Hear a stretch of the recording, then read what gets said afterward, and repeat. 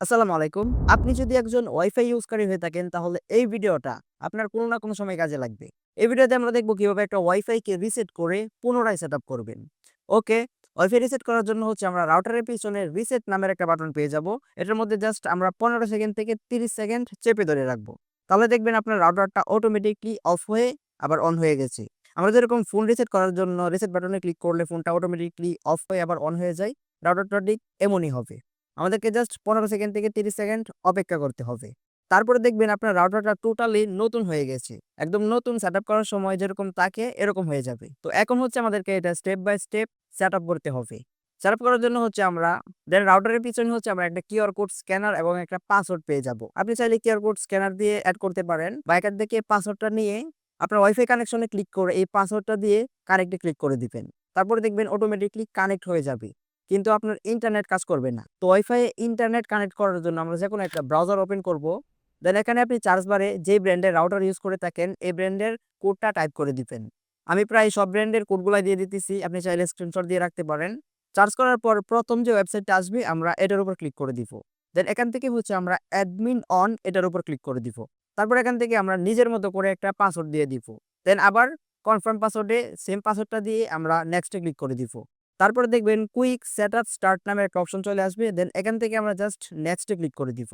তারপর প্রথমেই দেখবেন ওয়্যারলেস রাউটার নামের একটা অপশন আছে। জাস্ট এটা যদি সিলেক্ট করা থাকে এটা সিলেক্ট করা থাকবে। দেন আমরা এখান থেকে নেক্সট এ ক্লিক করে দিব। তারপর এরকম একটা উইন্ডো চলে আসবে। দেন এখান থেকে হচ্ছে আমরা পিপিওই প্লাস রোজিয়ান পিপিওই ৩ নাম্বারটা সিলেক্ট করে নেক্সট এ ক্লিক করে দিব। তারপর এরকম উইন্ডো চলে আসবে আর এখানেই হচ্ছে আমাদের মেইন কাজ। আপনি যাদের ওয়াইফাই ইউজ করেন তাদের কাছে একটা কল দিবেন, তারা আপনাকে একটা ইউজার নেম এবং একটা পাসওয়ার্ড দিবে। আপনি ইউজার নেমের জায়গায় ইউজার নেমটা দিয়ে দিবেন এবং পাসওয়ার্ডের জায়গায় পাসওয়ার্ড দিয়ে আবার কনফার্ম পাসওয়ার্ডে দিয়ে নেক্সট এ ক্লিক করে দিবেন।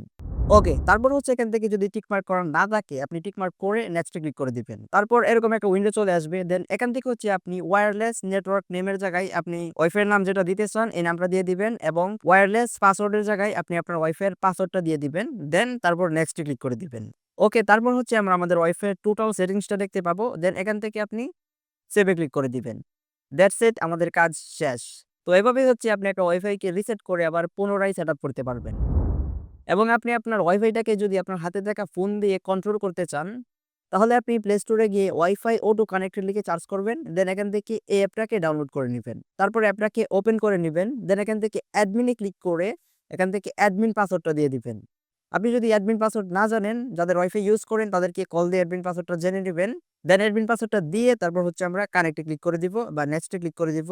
তারপর এখান থেকে হচ্ছে আপনি আপনার ওয়াইফাইটাকে কন্ট্রোল করতে পারবেন। আপনি চাইলে পাসওয়ার্ড চেঞ্জ করতে পারবেন, আপনার ওয়াইফাই এর নাম চেঞ্জ করতে পারবেন। টোটাল কন্ট্রোলটা আপনি এখান থেকে করতে পারবেন আপনার ওয়াইফাই এর। এছাড়াও আপনি দেখতে পারবেন আপনার ওয়াইফাই কে চালাচ্ছে, আপনার আশেপাশে কতগুলো ওয়াইফাই আছে, কোন ওয়াইফাই এর স্পিড কিরকম সব টোটাল ওয়েটা আপনি এখান থেকে কন্ট্রোল করতে পারবেন। টোটাল এটা আপনি অ্যাপ দ্বারা দেখতে পারবেন।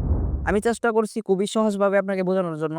যদি আপনি সুন্দরভাবে বুঝে থাকেন তাহলে ভিডিওতে একটা লাইক করবেন এবং আমাদের টাচ অফ টেক চ্যানেলটাকে সাবস্ক্রাইব করে আমাদের সাথেই থাকুন। আর আমাদের পেজে ফলো দিয়ে রাখতে পারেন নিত্য নতুন ভিডিও পাওয়ার জন্য।